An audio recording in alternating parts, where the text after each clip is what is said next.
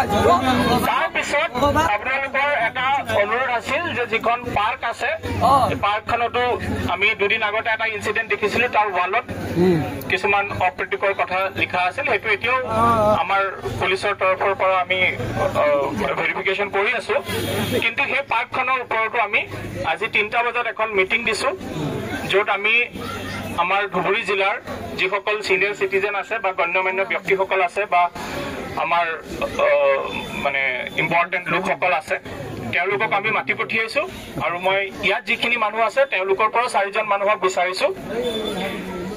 সেই পাৰ্কখনৰ ওপৰত আমি কি ডিচিশ্যন ল'ব লাগে আৰু তেনেকুৱা ধৰণৰ ইনচিডেণ্ট যাতে ধুবুৰীত আৰু ৰিপিট নহয় তাৰ কাৰণে আমি কি কি ব্যৱস্থা ল'ব লাগে তাৰ ওপৰতো এটা ডিচিশ্যন লোৱা হ'ব তাৰ উপৰিও আমি যেতিয়াও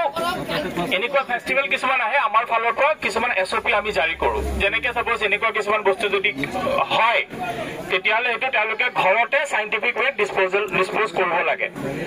সেই SOP বিলাকো যদি ভালকৈ ইমপ্লিমেণ্ট হোৱা নাই বা পৰৱৰ্তী সময়ত আমি তাক কিদৰে ভালকৈ ইমপ্লিমেণ্ট কৰিব পাৰোঁ তাৰ ওপৰতো আমি চিন্তা চৰ্চা কৰিম এতিয়া মোক এটা কথা আপোনালোকে জনাওক যে আপোনালোকৰ ফালৰ পৰা সেই 4জন মানুহ কোন কোন থাকিব বিশ্বজিৎ ক'ত আছে ফালৰ পৰা আমাক 4জন মানুহ বিচাৰি দিয়ক তেওঁলোক 3টা বজাত আহিব আমি অন্য ব্যক্তিসকলকো মাতিছো তো দুটা কথাটো মই আপোনালোকক অলৰেডি জনালোৱে যে এটা যিকেইখন দোকানৰ কথা কৈছে উইদিন 24 আৱাৰ্ছৰ ভিতৰত আমি এইটো বন্ধ কৰি দিম 2 নম্বৰ কথাটো হ'ল যে পাৰ্কৰ ওপৰত ডিচিশ্যন এটা আমি প্ৰথম ডিচিশ্যনটো 3টা বজাত মিটিংখনে কৰিম কিয়নো এই পাৰ্কখন মিউনিচিপালিটিয়ে চাই তো মিউনিচিপালিটিৰ এটা আমি তেওঁলোকৰ ফালৰ পৰা এটা মতামত আমি গ্ৰহণ কৰিব লাগিব চ'